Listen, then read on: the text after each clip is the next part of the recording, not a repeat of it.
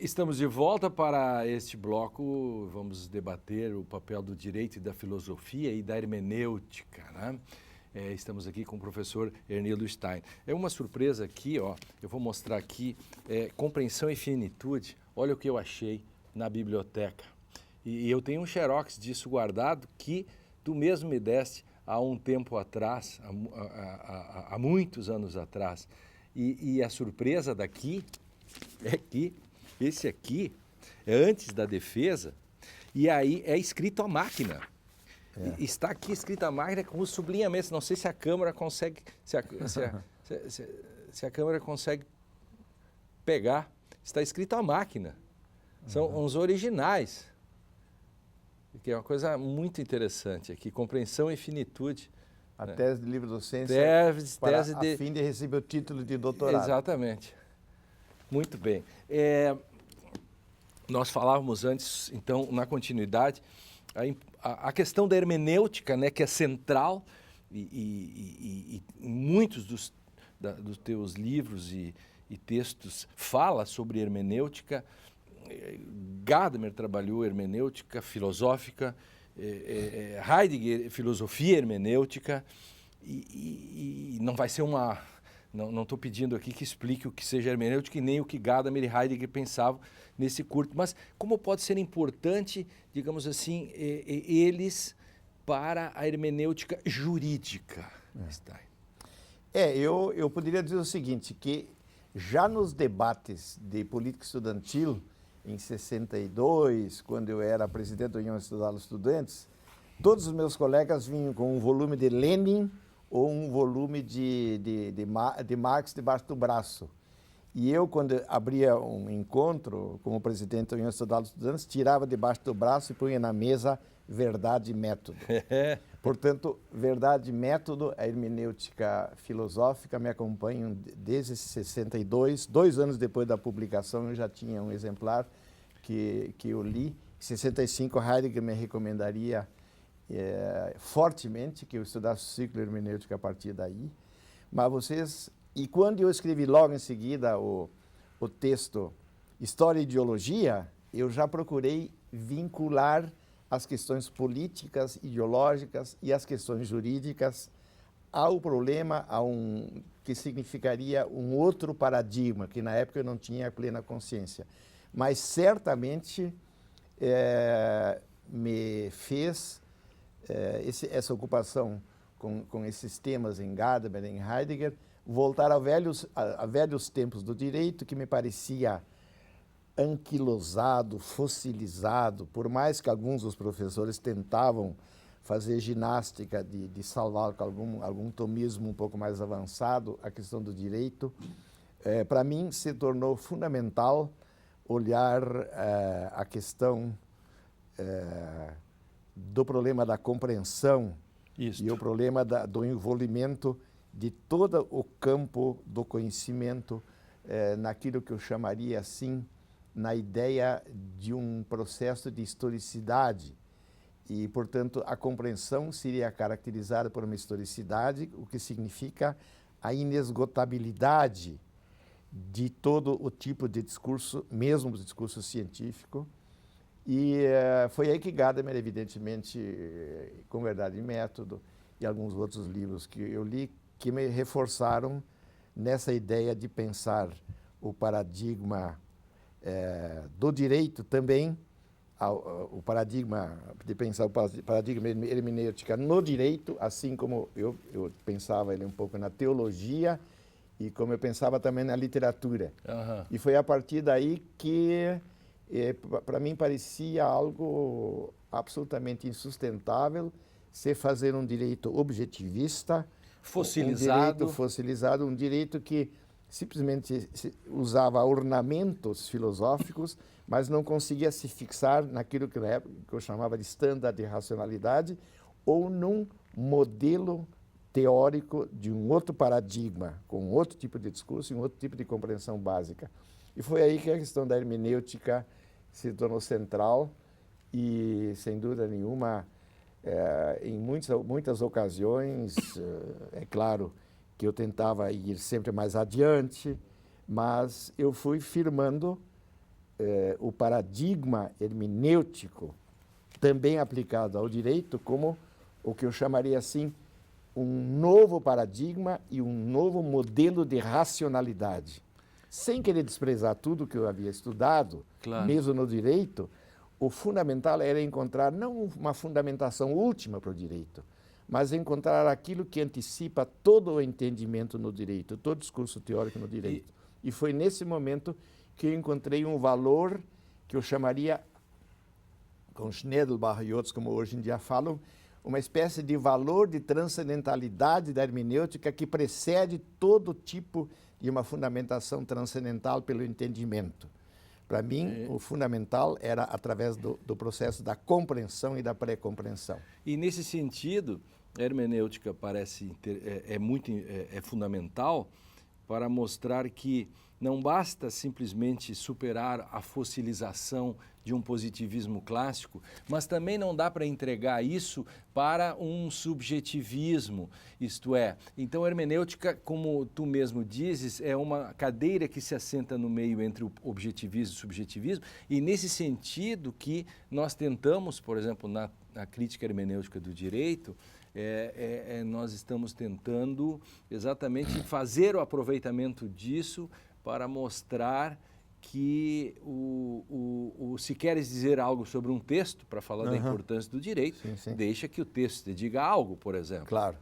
Mas o fundamental nisso, eu dizia ainda para meus alunos, mestrandos e doutorandos na PUC ontem, o fundamental é que eu não apenas falo nisso por uma espécie de dever de uma coisa que eu conheço, eu falo nisso por convicção.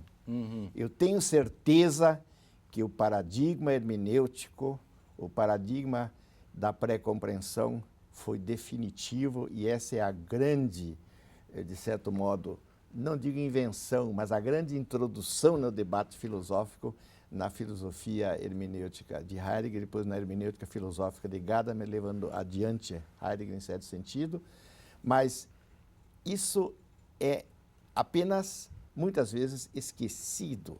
Mas mesmo no esquecimento opera uma dimensão que não é, e isso é fundamental. Nós não estudamos apenas a determinação de nós no direito mediante regras positivas, mediante objetivismo, etc. Mas nós temos um modo de ser, que é o modo de ser ligado à compreensão, que é a dimensão hermenêutica. E esse modo de ser é que Heidegger introduz, inclusive uma novidade, de certo modo, me surgiu ontem ao fazer a exposição, com relação ao que eu havia pensado até agora. Nós podemos encontrar no segundo capítulo da segunda secção de Ser e Tempo, em que se trata da decisão enérgica, da ideia da autenticidade, da ideia da responsabilidade, da culpa e do dever, do apelo da consciência, nós podemos encontrar lá bases não positivas, não behavioristas, não lógicas apenas, nem sociológicas, etc., mas bases hermenêuticas do processo de todo um contexto no qual significa saber o que é se submeter à lei, aceitar regras. E isso é uma novidade fundamental. Isso não despreza o resto das regras do direito e que existem.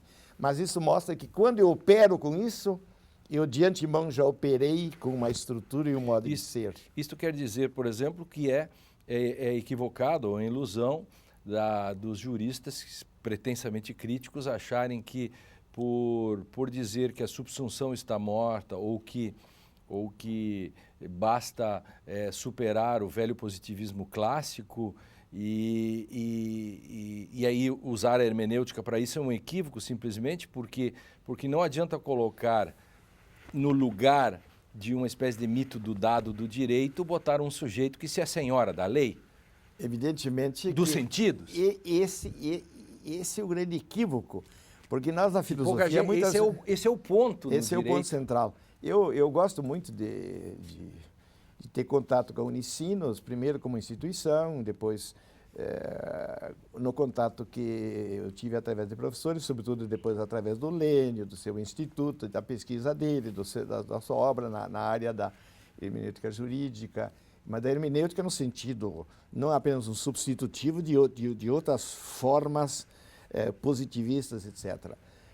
Porque justamente ali se tenta não estabelecer uma espécie de resposta definitiva, mas é um processo a caminho, do qual nós nunca nos libertamos, porque nós habitamos no mundo hermenêutico. Isto. De certo modo, porque o nosso modo de ser é hermenêutico. Mas isso não digo apenas para ganhar de outros e derrotar outros. Não, eu quero que os outros continuem pensando, sabendo que uma parte do que deve se pensar, eles não estão pensando. E por isso que eles não entendem radicalmente aquilo que os determina e que é um modo de ser deles, mesmo que eles não o reconheçam. E eles, na verdade, nem sabem que não sabem. Não sabem que não sabem. Não sabem que não sabem. É verdade. E aí eles não sabem que não sabem. O primeiro passo é eles saberem que não sabem. E num terceiro momento é saber que sabe. Mas aí já estão atuando no plano hermenêutico. Exatamente, porque estão, podemos chamar assim, saber que sei. Aí é Dasein, aí eu estou me autocompreendendo e eu consegui já fazer as superações. Exatamente. Isso é tão importante. Muita gente no direito, eu comentei muito contigo isso, Stein, a questão da confusão que os juristas fazem em confundir pré-compreensão com preconceitos vulgares. Então as pessoas dizem, cada um tem sua pré-compreensão, e como se isso fosse subjetividade. São elementos diferentes. São né? elementos diferentes, evidentemente. São conceitos diferentes. Por isso é a questão do preconceito, né? Isso. Quer dizer, há o preconceito no sentido de um elemento que faz com que você necessariamente assuma uma posição dogmática, se fixe nela e não aceite outro tipo de discurso porque você tem um preconceito. Isso. Mas há o preconceito no sentido hermenêutico, que é um conceito prévio, que é uma compreensão prévia, que antecipa a possibilidade da dissolução de todos os preconceitos, ou está a caminho de sempre ter, além do preconceito que se estabelece, não o último discurso, mas um discurso que lembra ao preconceito de que ele é um elemento de fixidez, um elemento eu diria, quase totalitário que impera no pensamento.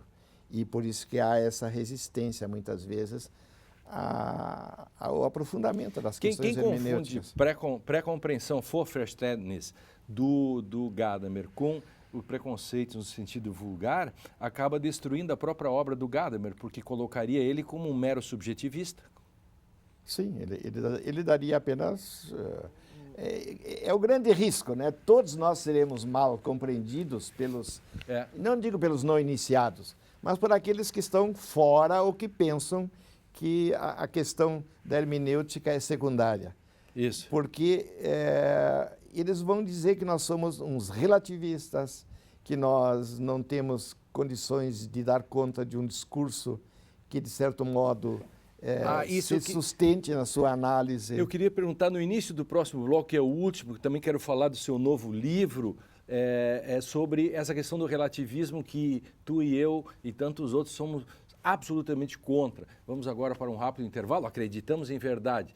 E no último bloco do programa a gente continua nessa discussão e falar do novo livro do professor Ernildo Stein. Nós já voltamos, não saia daí.